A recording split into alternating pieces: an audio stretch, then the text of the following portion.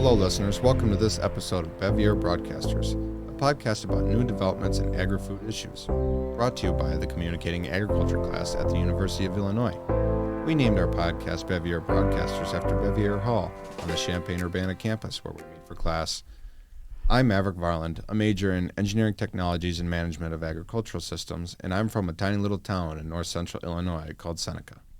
And I'm Violet Gilliam, and I'm an agricultural education major, and I am from Gillette, Wyoming, up in the Rocky Mountains.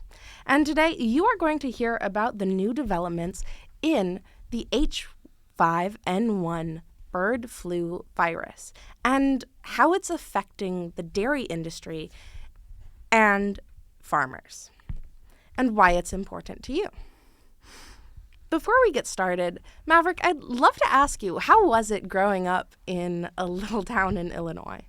It was quiet. It really was. I mean, half your class lives in town with you, and the other half is out in the country in the rural life. Most of what you know that way is hands-on corn, soybeans, beef, or dairy industry, where I was fortunate enough to get my understanding in. I mean, the dairy industry is a dwindling industry. I mean, it's not profitable for small farms much anymore. So they're selling out to big farms. And thankfully, I got to experience that before my family farm shut down and whatnot. But let me ask you, Violet, what's it like living up in the Rockies? Well, it's definitely cold, that's for sure. But it was also really fun. As a kid, I grew up going to my godparents' ranch every weekend and all throughout the summer to help with the cattle and the horses. But the really fun ones were the chickens. See, a cow is a cow, but a chicken, well, you never know what kind of personality you're going to get with one of them. And when you have 200 to 300 chickens, well, you never know who you're going to come across and what personality it's going to have. What do you know prior to this semester about the H5N1 virus? Well, not much, to be honest. Based on the name, absolutely nothing other than it was probably a virus. Who it affected never crossed my mind, or what it even was. Well, that's what it is. It's the bird flu. It's a viral infection, and the weird thing is that it doesn't transmit well outside of birds. But what it's doing right now is transmitting well outside of birds. Specifically, it's infecting mammals, cows, pigs, people. And the weird thing is that all these are supposed to be resistant to this disease, but it's still yet transmitting. And like there's that, as of a week ago, there was the pig farm in Oregon that just contracted the disease. And like I said, they were thought to be immune to it. But the weird thing about this is that if it's left untreated, it has a 50 to 60 mortality rate in people. That is really high, especially since the symptoms are really quite flu-like. In fact, they are so much like the flu that most people just think they got the flu. But much like the symptoms being flu-like, it's also transmitted like the flu is as well, through feces, saliva, mucus, and dust particles. See, the dust particles was the one that confused me at first because, well, it seems a little weird and out there. But to be honest, it's really quite simple. When animals come along and defecate on the ground and a farmer will walk by and kick up the dust with their boots, it is highly likely that they will inhale some of the dust particles while walking around in their own field. You're right, but that still doesn't explain how it originally got here. But it was early February of 2023. There was a shipment of chickens that came in to one of our harbors and went to a farm. And from there, the virus spread throughout the chickens, into the birds, and across the country in a couple months. Eventually, about this time last year, bovine had contracted the disease. And we did not realize it until early this year, like late January, early February. So this disease has across the nation in months, and it has affected across roughly 13 states and 200 herds. And while this flu is prominent in wild birds, there's something like 18 million wild birds that are infected by bird flu right now. But the truly scary thing is that we did not know before last February that it could transmit into mammals. And because it is transmitted into mammals and acts like the flu, it is affecting dairy cattle's milk supply. Right, and that has the potential to have scary consequences because it allows cattle to act as a bridge, not only to other animals like other cattle, potentially pigs, but also to people as well. And this can be detrimental to the dairy industry.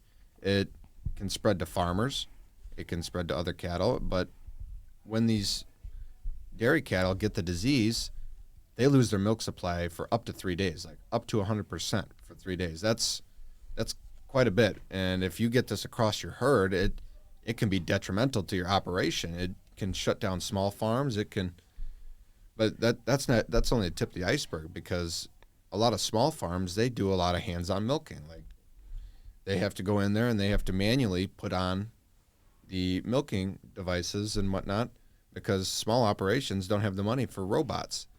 So when you're doing this, you're getting cow lactate all over your hands, and you might not even realize it, but you might scratch your nose or whatnot, and before you know it, you as a farmer have the H5N1. And when you get this disease, it has that high mortality rate, so we know it's serious, and you might be bedridden, you might be in the hospital, you're very sick, but somebody still has to take care of your cattle. Absolutely. And so now you got to hire somebody, but if your cattle aren't producing, you don't have a paycheck. You can't pay somebody. You can't feed your animals. You can't. You're drawing the short stick there, and it's applying economic stress to milk prices because, well, it's making the supply go down, but the demand isn't changing, and it's not only affecting farmers, but it's going to affect the average day consumer as well. Absolutely. Especially when the largest milk producing state in the U.S., California, is so heavily affected by the H5N1 virus right now because the infected poultry came through in California. Now, because it's in California, you may be thinking that it's only in California. But unfortunately, that is not the case. Here in Illinois, there are no confirmed cases of the H5N1 virus yet. But we are being surrounded by states that are being infected, such as Iowa and Minnesota, Ohio, and Michigan. Yeah, but it's not just those states. A lot of the Great Plains states are also being affected, like Texas, New Mexico, Oklahoma, Kansas. I'm pretty sure Colorado's up there in cases. Wyoming might have one or two. And even South Dakota also has cases of this. And all this reflects on our milk supply and our ability to get out there to help people. I mean, with this being across the country, it's a national matter. I mean, it's not just one state producing milk that's affected. It's a lot of them. Of course. And especially since a lot of dairy farms are also concentrated as well. It seems to have a high potential for spreading. Right, and a lot of this is due to larger dairy farms buying out smaller ones, and a lot of these larger ones are actually near each other.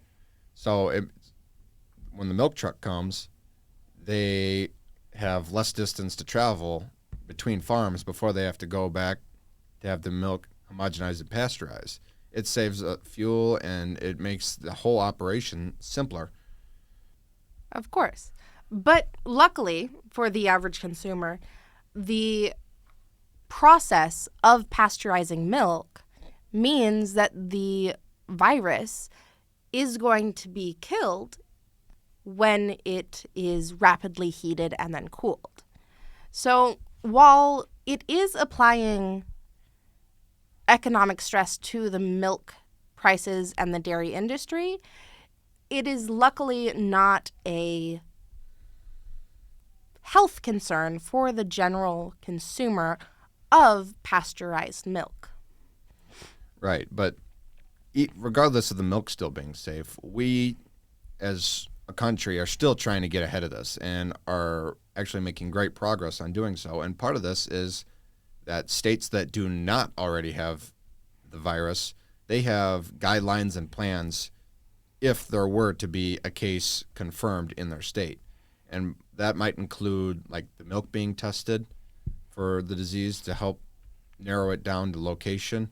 But then there's also, I believe California just implemented this, a 10-kilometer testing radius around farms that have tested positive. And that's about a 6.25-mile radius around a farm. So if a farm were to have a singular head of cattle test positive, up to that range around their farm, every other farm will be tested to help get ahead of this. And part of that also is vaccine preparation. Of course. So right now in the U.S., we have about a 4 million stockpile on vaccines right now, but we are also trying to get it up to a 10 million by early spring of 2025, just as a precautionary measure in order to make sure that there is no craziness that we have not thought of, and then we are preventing it now. Right, and part of that is that the vaccines, they're not just for people, they're for cattle too. So, I mean, the most of this infection and spread is through the cattle, so we want to control it at its source, which would be the cattle. So, but if there were the case where it were to effectively spread into humans and spread through human contact, we would also be ready for that scenario. Absolutely. So we are going to wrap up this episode of Bevere Broadcasters. We hope you're a little bit more informed now with the new developments of avian flu in dairy cattle, and that through this podcast, we've helped deepen your understanding and appreciation of our wonderfully complex agri-food system. Please be sure to check out the other episodes from our classmates. And once again, I'm Violet Gilliam. And I'm Maveric Varland. And thanks for listening.